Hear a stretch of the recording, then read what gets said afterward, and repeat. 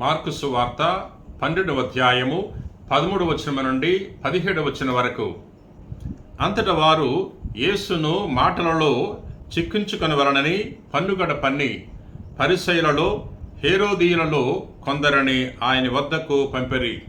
వారు వచ్చి, బోధకుడా, నీవు సత్యసంధుడవు, ఎవరికిని భయపడవు, మోమాటము లేని వాడవు, దేవుని మార్గమును గూర్చిన వాస్తవమును బోధించువాడవు.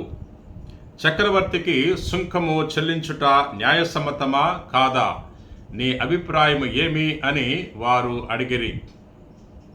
యేసు వారి కపటోపాయమును గుర్తించి, నన్ను ఎలా పరీక్షింతురు? సుంకము చెల్లించు నాణమును నాకు చూపుడు అని అడుగుగా, వారు 1 దినారమును ఆయనకు అందించిరి. అప్పుడు ఆయన, అందలి రూపము నామధేయము ఎవరివి అని ప్రశ్నింప, కైసరివి అని వారు ప్రత్యుత్తరమిచ్చరి.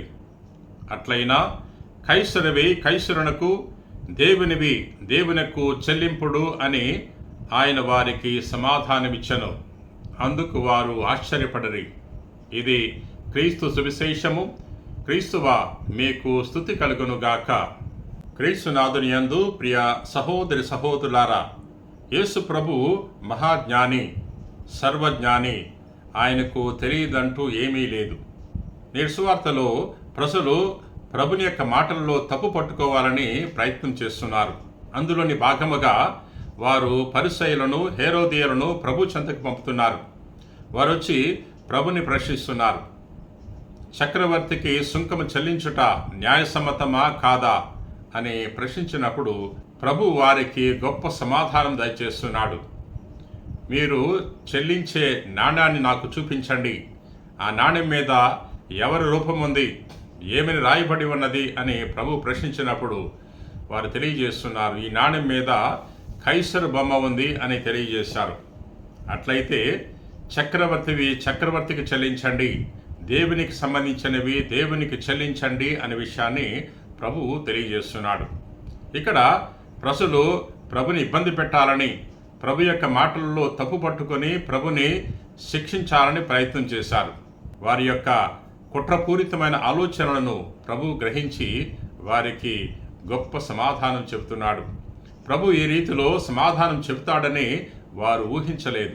అందుకనే వారు ఆశ్చర్యపోతున్నారు. ప్రియ సహోదరి సహోదరులారా, మనము ఈ లోకములో ప్రభుత్వానికి చెల్లించవలసినవి ప్రభుత్వానికి విధిగా చెల్లించాలి, దేవునికి చెల్లించవలసినవి దేవునికి విధిగా చెల్లించాలి.